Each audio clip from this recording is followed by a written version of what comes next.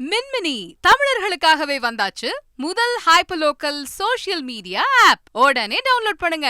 மதுரை மீனாட்சி அம்மன் சுந்தரேஸ்வரர் கோவிலில் தைப்பூசம் தெப்ப திருவிழா சிறப்பாக நடைபெற்று வருகிறது. வண்டியூர் தெப்பக்குளக்கரையில் அம்பாளும் சுவாமியும் எழுந்தருளிய காட்சியை தற்போது பார்ப்போம்.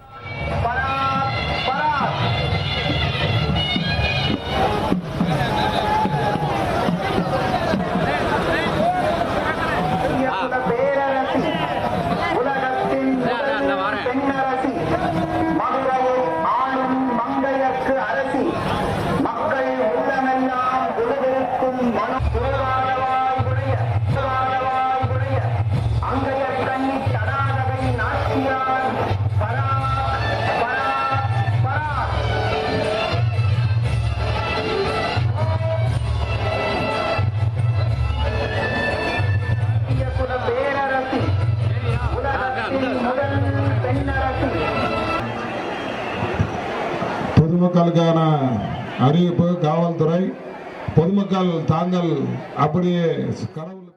இது பற்றிய மேலும் விவரங்களை செய்தியாளர் ஜான் கிறிஸ்டோபர் வழங்கிட கேட்கலாம். வணக்கம் ஜான் கிறிஸ்டோபர். மதுரை மீனாட்சி அம்மன் கோவிலில் நடைபெறக்கூடிய இந்த தைப்பூச தெப்ப திருவிழாவின் சிறப்பு மற்றும் முக்கியத்துவம் என்ன? வணக்கம்.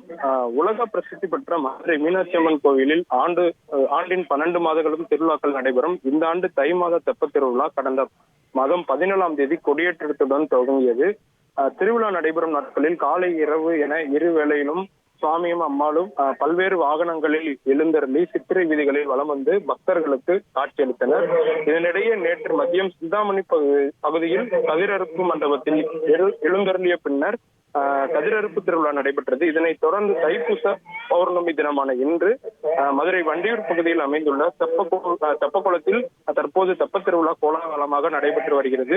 இதனை முன்னிட்டு இன்று அதிகாலை மீனாட்சி அம்மன் கோவிலில் ஔதா தொட்டில் வாகனத்திலும் சுவாமி வெள்ளி சிம்மாசனத்திலும் பஞ்சமூர்த்திகளுடன் எழுந்தருளி விளக்குத்தூண் கீழவாசல் காமராஜர் சாலை உள்ளிட்ட முக்கிய வீதிகளின் வழியாக பக்தர்களுக்கு அருள்பளித்தபடியே மீனாட்சி அம்மன் கோவிலில் உபகோவிலான மதுரை தெப்பக்குள பகுதியில் அமைந்துள்ள முத்தீஸ்வரர் கோயிலுக்கு வந்தடைந்தனர்.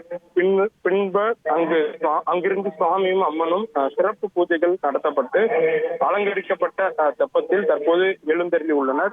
இதனையடுத்து அனுப்பானடி பகுதியை சேர்ந்த இளைஞர்கள் தெப்பத்தேரினை வடம் பிடித்து இழுத்து வருவார்கள். இது பாரம்பரிய முறைப்படி அவர்களை அழைத்து வந்தனர்.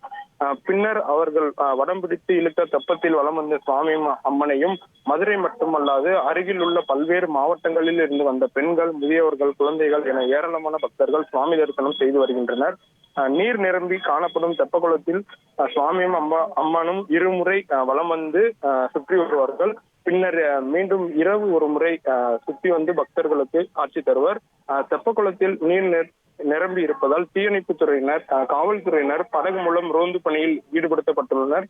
பக்தர்களின் பாதுகாப்பிற்காக மதுரை மாநகர காவல் ஆணையர் தலைமையில் 500க்கும் மேற்பட்ட காவல்துறையினர் தற்போது பாதுகாப்பு பணியில் ஈடுபடுத்தியுள்ளனர்.